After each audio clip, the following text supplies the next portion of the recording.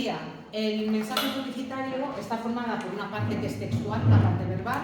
Dentro de esa parte nos encontraríamos con el eslogan, que tiene una característica fundamental, que es una frase breve. Fijaos que pongo frase. No quiere decir que tenga que ser una oración. Ya sabéis que una frase tiene sentido completo, pero que no necesariamente tiene que tener un verbo en forma personal. Hay anuncios que tienen un eslogan que sí que es una oración completa, pero hay otros que solamente es una frase, sin verbo. Breve, sencilla, fácilmente memorizable y que nosotros identificamos automáticamente con un producto. A lo mejor ya os digo Carglass y a lo mejor en vuestra mente viene la frase, bueno, en este caso es una oración, justapuesta, por cierto, y a lo mejor os viene hasta la musiquilla. Hay músicos que se ganan muy bien la vida haciendo esa parte, me parece que los llaman los jingles, me parece que es la parte musical de los anuncios publicitarios. Hay gente que se gana muy bien la vida con eso. Vale, luego, el texto que tiene el eslogan o el texto que luego tiene el anuncio publicitario normalmente es persuasivo. Se trata de hacernos soñar. Parece que si usas una crema para la cara, en fin, vas a tener una piel como nunca y vas a tener una vida como nunca la has tenido usando esa crema, o bebiendo una Coca-Cola o comprándote un coche determinado. Por tanto, la publicidad ayuda a soñar, ¿sí? Y para eso lo que hacen es que utilizan pronombres de segunda persona. Tú puedes, usted, busque, compare y si encuentra algo mejor, cómprelo. Sería el uso de los imperativos, frases hechas, rimas, repeticiones y otros recursos estilísticos que vamos a ver ahora. Lo de la imagen, ya os dije que no lo vamos a estudiar, eso no es de la materia, pero os puedo decir, y eso lo veréis cuando veamos los estereotipos, cómo cuando el anuncio va dirigido a un público determinado, incluso el tipo de letra cambia. Es más grande, más pequeña, con, digamos, más aristas, más ángulos rectos o más suave, depende del anuncio, del producto y el público al que vaya dirigido. Bueno, en cualquier caso, cuando hablamos de la publicidad, vamos a ver cómo la publicidad utiliza muchos recursos estilísticos o recursos retóricos. Algunos los conocéis porque los hemos estudiado ya en primero y en segundo, y algunos los hemos visto también en tercero, los hemos recuperado en la parte de la literatura. Recordad que un recurso estilístico es un desvío del uso literal de la lengua para conseguir un efecto determinado. Son muy normales en poesía, pero también los utilizamos en la vida cotidiana. Pensad, yo puedo decir de alguien que tiene el cabello muy rubio, o puedo decir de alguien que tiene el cabello como el sol, o puedo decir de alguien que tiene el pelo que brilla más que el sol. En los dos casos estoy haciendo un uso desviado del lenguaje para conseguir un efecto determinado. En el primer caso, para comparar ese cabello rubio con el sol, y en el segundo caso, exagerando, es decir, utilizando una hipérbole para decir que ese pelo es tan rubio que brilla más que el sol. Evidentemente es una exageración. Las hipérboles son muy habituales en los anuncios publicitarios. Ahora lo veremos. ¿Cuáles son los recursos estilísticos que más aparecen en la publicidad? Os pongo aquí los que más aparecen. No quiere decir que no puedan aparecer otros, pero estos son los que son más habituales. En primer lugar, la comparación. Ya sabéis, el símil o comparación sería aquel recurso que iguala, mejor dicho, iguala no, que compara, que asemeja un término real con un término imaginario. Dormidina te ayuda a dormir como a un niño. Para que haya una comparación tenemos que tener un como, un tal que, un tal como, un tal cual, un se parece, un se asemeja. Y hay muchos anuncios que utilizan eso, que utilizan la comparación. Hay muchísimos anuncios que utilizan la personificación. ¿Qué es la personificación? Es un tipo particular de metáfora que consiste en que a una cosa le aplicamos cualidades que son propias de las personas. Un anuncio muy famoso de un yogur dice: ¿y tus defensas han desayunado? Evidentemente no son las defensas las que desayunan, es la persona la que desayuna. Hay muchísimos anuncios de coches que utilizan la personificación, como si el coche, en lugar de ser un objeto, tuviera corazón, pudiera sentir, como si fuera una persona. Eso es muy habitual en muchos anuncios. La metáfora. ¿Qué sería la metáfora? La metáfora sería ir un paso más allá después de la comparación. La comparación es esto es como esto. La metáfora es esto es esto. Es igualar un término real y un término imaginario. Cuando decimos, por ejemplo, Opel Corsa, músculos de acero, fijaos que no decimos el Opel Corsa tiene músculos como de acero. No, aquí no hay comparación. O no decimos el Opel Corsa tiene una fuerza como si tuviera los músculos de acero. No, estamos directamente igualando este modelo de coche con una cualidad, por tanto, esto sería una metáfora. Sí, también son muy habituales. Pensad que el eslogan tiene que ser corto, el eslogan tiene que ser breve. Entonces, cuando en el eslogan tienes que irte a meter mucho como, un se parece, un no sé qué, de alguna manera el eslogan pierde fuerza. Cuanto más concentrado está el significado del eslogan, mejor funciona. Y ya veréis cómo en algún caso algunos va a sonar. Lo que os he dicho, la hipérbole, la exageración, 1880, el turrón más caro del mundo. Y tú dices, ¿y cómo se puede vender un turrón diciéndote que es el turrón más caro del mundo? Porque evidentemente no hace referencia al precio, sino al 1880 y se supone que a la calidad del producto, que solemos igualar lo que es más caro con lo que es mejor. O por ejemplo, este otro eslogan que tenéis aquí, el mejor sonido jamás creado para un televisor. Muchos de estos anuncios en los que aparece un eslogan con una hipérbole, con una exageración, tienen más, mejor, grande, enorme, ofertas gigantescas. Ese tipo de vocabulario, ese tipo de pronombres, perdonad, ese tipo de adverbios o de adjetivos o de sustantivos, ofertazas, lo que hacen es que ponderan el producto, que ya sabéis que es una de las funciones de la publicidad, colocar el producto en función de otros. Esto antes también estaba prohibido en España, pero ahora se puede hacer. Lo que pasa es que es verdad que los anunciantes no lo suelen hacer. Hoy en día en España, en la publicidad, tú puedes referirte a tu producto en relación con otro. Esto se empezó a hacer en España, cuando la ley lo permitió, con la Coca-Cola y la Pepsi, que la Pepsi hacía catas a ciegas y luego se comprobaba que en una cata a ciegas la gente prefería la Pepsi que la Coca-Cola. Pero hoy en día eso se sigue pudiendo hacer, pero está como mal visto, porque las marcas lo consideran como una especie de ataque. Es que me está atacando, es que la Pepsi o Coca-Cola se sentía atacada por Pepsi. Hoy hay una especie de fair play entre las marcas de no lo vamos a utilizar porque no nos vamos a hacer daño, y nos va a ir mejor. ¿Qué es la paronomasia? La paronomasia consiste en utilizar dos palabras que están cerca, que suenan de forma parecida, pero que significan cosas diferentes. Hay una marca de menaje, que fundamentalmente hace sartenes, que se llama Monix. Y su eslogan era que menos que Monix. Menos Monix. Entonces, cuando tenéis en un eslogan dos palabras cerca que suenan más o menos igual o que suenan parecidas pero que significan cosas diferentes, lo que tenéis es una paronomasia.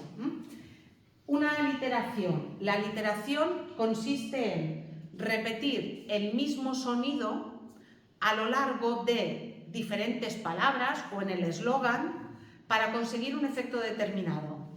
Aquí no se ve tan claro, pero luego os voy a poner un anuncio en el que lo vais a ver clarísimo. Fijaos aquí, un martini invita a vivir. Martini tiene muchas síes, entonces la aliteración, que la vimos como recurso estilístico, por ejemplo, yo que sé, en tercero, y en el silencio solo se escuchaba un susurro de abejas que sonaba, que es la repetición de la S para conseguir el efecto de un zumbido, o el ruido con que rueda la ronca tempestad. La aliteración, que es muy habitual en la poesía, también se utiliza en la publicidad. Y a veces la literación llega a ser tan importante que la literación se convierte en el mensaje del anuncio. A ver si lo encuentro así rápidamente. ¿Cómo era? Esperad.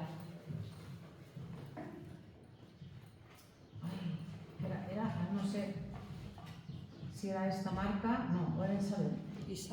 Era Isabel. Sí. Tunda que tú. Sí, con Isabel. No. No, esa es otra, ¿eh?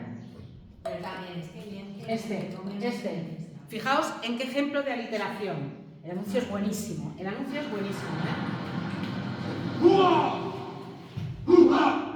Sacatán, sacatún, tan, tan, tan, que sum, que tum, pan, que teme, tanto, que tum, que sum, que tum. Sacatán, sacatún, tan, tan, tan, que sum, que tum, pan, que teme, tanto, que tum, que sum, que tum. Atún claro calvo, sacatún que pen, que sum, que tum. Esto es un ejemplo magnífico de un anuncio que está basado en una aliteración. Es la repetición y si os fijáis que repite tun, tun, tun, tun, tun, tun, que al final eso nos remite a atún. El anuncio en realidad no está diciendo nada. Sacatunda, tunda, que tunda. Claro, algunos sois también muy jóvenes, pero esta era una canción de la Ruta del Bacalao muy célebre de Chimo Bayo. Entonces está jugando con la canción de Chimo Bayo y se la está llevando allí. No lo conocéis, no, son muy jóvenes, la mayoría. Las Rosas y yo, sí que. Bueno, y a ti también te tiene que sonar la de esta sí, esta no. Esta sí, esta no. Vale. Pues eso, pero fijaos, es un anuncio brillante, ponen la aliteración del tun. Por cierto, es un anuncio que luego me va a servir para explicaros los estereotipos en la publicidad, porque no sé si os habéis fijado cómo aparecen los hombres en el anuncio, cómo aparecen las mujeres, qué están haciendo ellos y qué están haciendo ellas. Yo lo digo porque hay muchas cosas que damos por supuestas que ya no se hacen y se siguen haciendo en la publicidad y siguen perpetuando los estereotipos. Y este anuncio no tiene tantos años y a mí me parece que es un anuncio buenísimo, pero hablaremos de los estereotipos después. Por tanto, nos encontraríamos con la aliteración. La onomatopeya. ¿Qué es la onomatopeya? La onomatopeya es una figura retórica que consiste en este caso, sugerir un sonido. Una onomatopeya sería zas, clock, boom. Esos son onomatopeyas. Fijaos, este anuncio, que es de un snack que se llama Crex, claro, es cuando lo comes, como es muy crujiente, parece que hace Crex. Y a ver si os ocurre otro anuncio muy célebre de una especie de patatas fritas, que no son patatas fritas, porque se hacen de una masa de patata, que utiliza en el eslogan una onomatopeya. Un tubo. Son patatas que se venden en un tubo. Vale, ¿y cómo es el eslogan? Cuando haces pop, ya no hay stop. Lo que imita es el sonido de cuando abres la tapa de plástico. Cuando haces pop, ya no hay stop. Eso, aparte de que juega con la rima, que lo veremos también, que lo tenéis aquí también, ¿lo veis? Aparte de que ese anuncio juega con la rima, ¿sí? Juega con la onomatopeya, con el ruido que hace la tapa de plástico cuando salta. Ya lo sabíais que no son patatas, ¿no? Que es una reconstrucción que se hacen de pasta para que todas tengan la misma forma y que para en el tubo no es patata, es una pasta que hacen y que luego las... Claro que tiene una hipérbole, no hay stop, que quiere decir que cuando ya empiezas te las tienes que comer todas. Pues no lo sé, interrogaciones retóricas. Hay muchísimos anuncios que utilizan una pregunta: ¿te gusta conducir? ¿Dónde vas a estar mejor que en casa?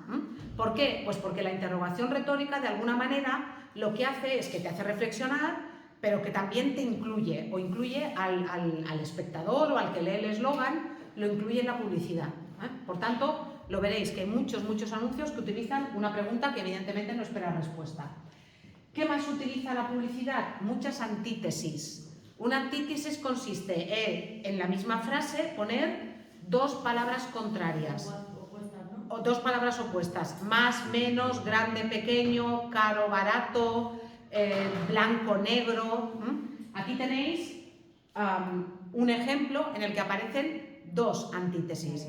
Aquí se refiere a un coche utilitario muy pequeño, ¿sí? Y dice, más velocidad con menos consumo. ¿Veis? Aquí hay una antítesis y luego otra antítesis, eres grande, pequeño. ¿Sí? ¿Lo veis? Dos antítesis en el mismo eslogan publicitario.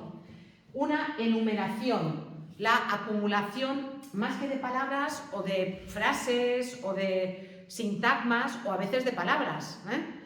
En cualquier caso, ¿qué es enumerar? Enumerar es dar una lista, pues lo mismo. En la publicidad hay un clásico, leche. Leche, cacao, avellanas. Efectivamente, leche, cacao, avellanas y azúcar. A algunos no les suena de nada, pero a otros sí que nos suena. Esa es la nocilla. La nocilla es una enumeración, en este caso de los ingredientes. Leche, cacao, avellanas y azúcar. Pero fijaos cómo nos engañan. En la nocilla, leche, cacao, avellanas y azúcar. Sí. Es así, o sea, la proporción de azúcar es como del 60%, una cosa así, Pero claro, parece que lo que más tiene es leche, cacao y avellanas. No, lo que tiene es azúcar con un poquito de leche, un poquito de cacao y un poquito de avellanas, Ese sería un ejemplo de enumeración. O esta que tenéis aquí, yo ayudo, yo cuido, yo perfecciono, tú sientes, BMW. Sí. Más. Es muy habitual que aparte de todos esos recursos, la publicidad utilice la rima, porque con eso se te queda. Lo del car glass, ¿cómo es? Car glass. Pero ¿cómo es car glass? ¿Qué me acuerdo? Qué bien. Vale, pues me vale igual. Qué bien, hoy comemos con Isabel. Bien y Isabel riman en asonante. O por ejemplo, a mi plin, yo duermo en picolín. Claro, esta es una frase hecha en castellano, a mi plin, ¿Y tú qué piensas de esto? A mi plin, es como decir no me importa nada, ya está es un poco viejuna, Esta expresión es un poco viejuna, esta la dirían mis abuelos, no la dirían yo creo que ni siquiera mis padres, Pero el anuncio era famosísimo, a mi plin, yo duermo en picolín, era en una oficina, claro, llena de hombres, naturalmente, porque entonces en la publicidad los únicos que trabajaban eran los hombres, los que trabajaban fuera de casa, parecía, y estaban agotados por la mañana, no podían moverse, tal, y le preguntaban a uno, ¿y tú? ¿Por qué tú no estás cansado? Y tal, y decía, a mi plin, yo duermo en picolín, o sea, claro, porque a lo mejor la que se levantaba por la noche a cuidar del niño que lloraba, pero eso no lo decía él, pero bueno, fijaos que rima, o la que os he dicho antes de, cuando haces pop, ya no hay stop, sí, entonces, que haya rima no quiere decir que luego no encontremos un recurso más en el eslogan. Por lo que os dije el otro día, los eslóganes están absolutamente pensados y testados y los dan a diferentes grupos de edad y sociales. Lo piensan 3000 veces. ¿El qué? Lo piensan 3000 veces. Sí, porque una campaña publicitaria es muchísimo dinero y retirar una campaña publicitaria porque hay algo que se les ha pasado es una catástrofe.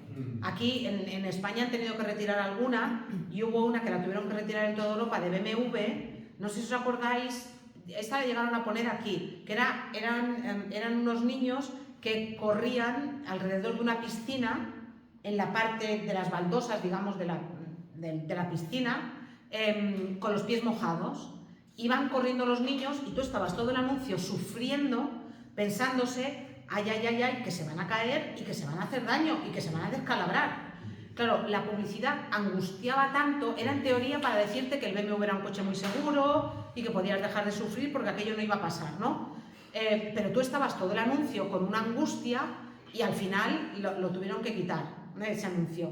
Y luego también BMW, que también ha metido la pata un par de veces, resulta que en Alemania utilizaban un eslogan que luego cuando lo quisieron llevar a Estados Unidos, por la pronunciación era algo así como nigger, que en Estados Unidos es como se le llama a alguien negrata, pero muy despectivo. Y cuando se dieron cuenta de aquello lo tuvieron que retirar corriendo porque era una publicidad que al utilizar esa palabra del alemán En alemán no tenía ese significado, pero luego cuando se la llevaban al inglés, sí. En fin, que tienen que tener mucho cuidado, porque lo que os dije el otro día, una campaña publicitaria son muchos miles de euros. Campañas publicitarias en vallas o en televisión o en radio es mucho dinero. Dime. No, però també recordo una que també fa molt famosa de Saturn, que és Clara Calvo.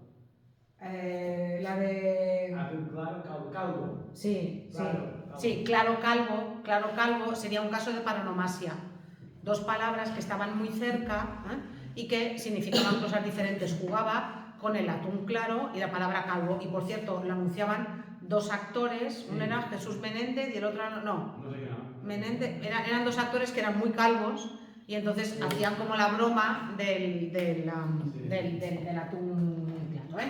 Bueno, aparte de todo eso, cuando hablamos de los anuncios en la publicidad, los anuncios utilizan las llamadas funciones del lenguaje. Las funciones del lenguaje las podría haber explicado aquí o las podría haber explicado en otro sitio, pero aquí me sirven, ¿por qué? Porque los anuncios están escritos de manera que bien pretenden influir en que el espectador haga algo directamente, bien en que nos fijemos en la belleza del lenguaje, bien en que la publicidad se autorregule, publicidad que habla de publicidad. La cuestión es que, teniendo esto en cuenta, las funciones del lenguaje, esto viene de un lingüista del siglo XIX, que era Jacobson, se llamaba, que dijo que el lenguaje solo lo podemos utilizar para 6 cosas. El lenguaje lo podemos utilizar para transmitir una información de forma objetiva. Esta mesa es gris. Hipotenusa al cuadrado es igual a cateto al cuadrado más cateto al cuadrado. Fibra y 2 líneas de móviles por 19 euros al mes. Y ahí estaríamos utilizando la función referencial o representativa del lenguaje. Es lo mismo, se la llama de las dos maneras, función referencial o representativa. Yo lo suelo llamar función representativa, que significa que utilizamos el lenguaje simplemente para expresar algo.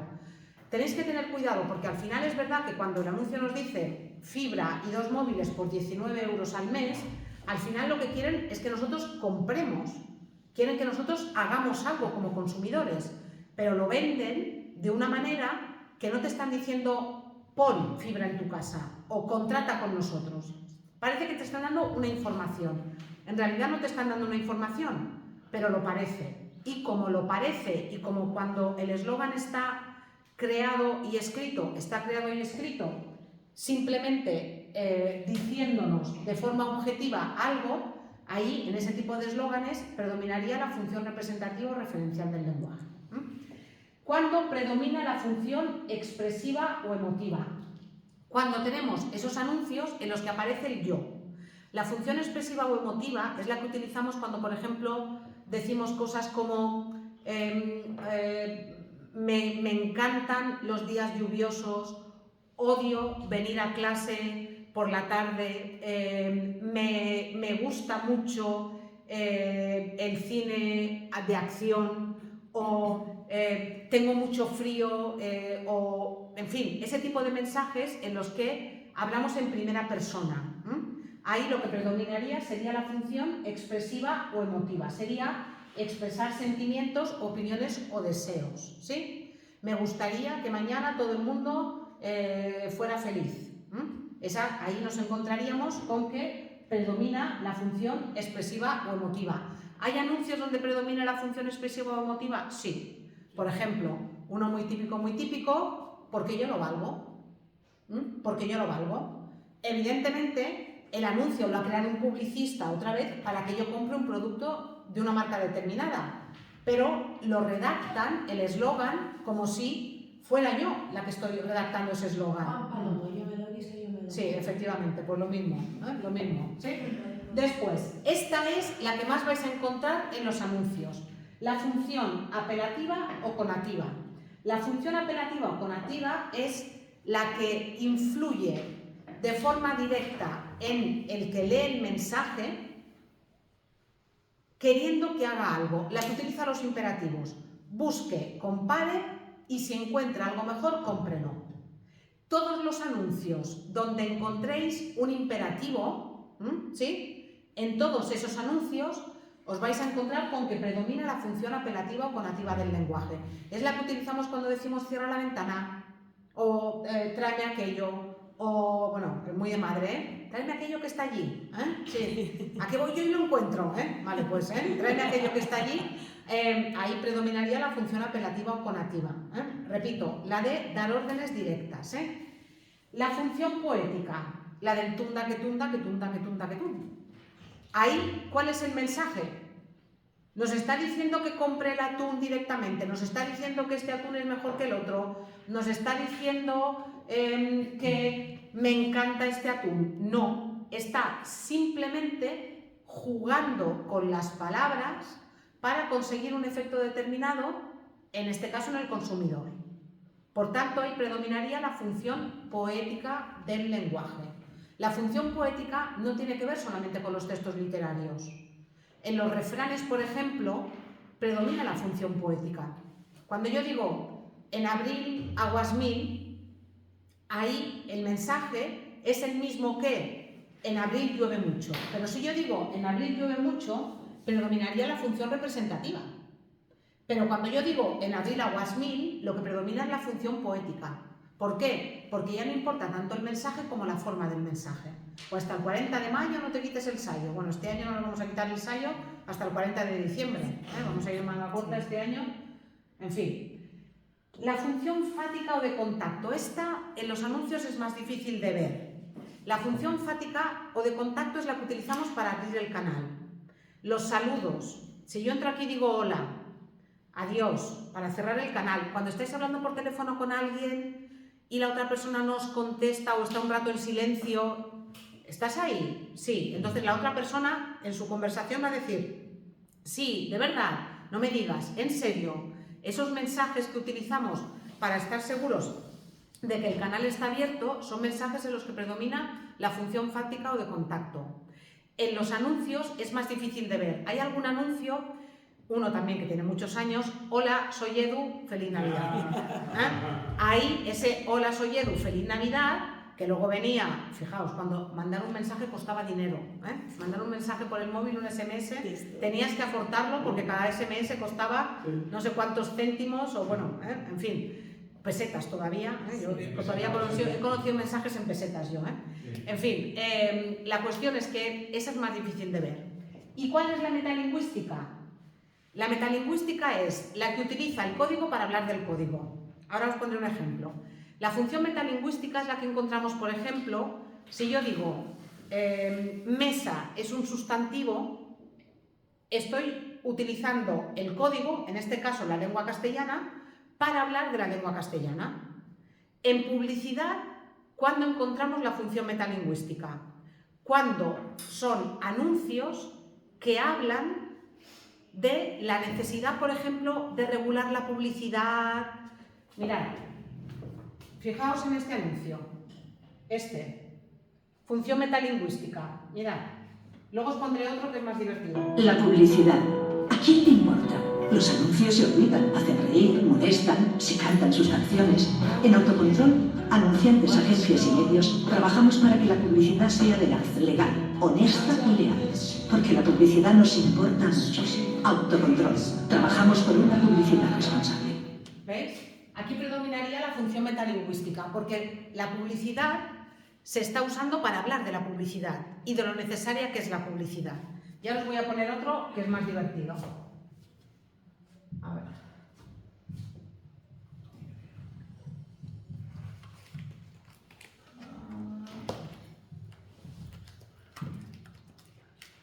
Vale, este es buenísimo, ahora lo veréis, A ver si... Ay, ahora que he hecho, ahora me va a poner otro anuncio.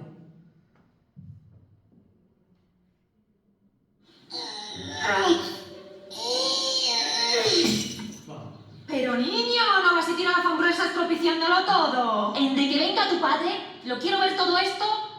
Flor reluciente. Tranquila, con RAE este desastre tiene solución.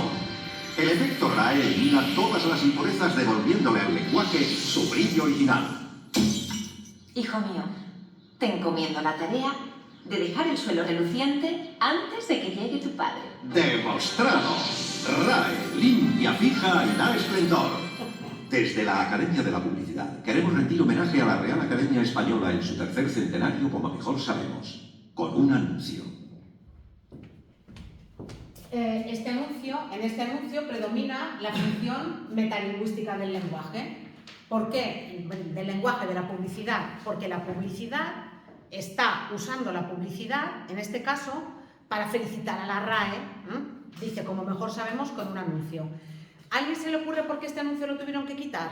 Lo tuvieron que quitar de la televisión. Lo pusieron en televisión y lo tuvieron que quitar. ¿Por el niño? ¿No? ¿Porque habla mal? ¿No? La madre habla mal al niño. ¿Por cómo la habla? ¿No? ¿Por?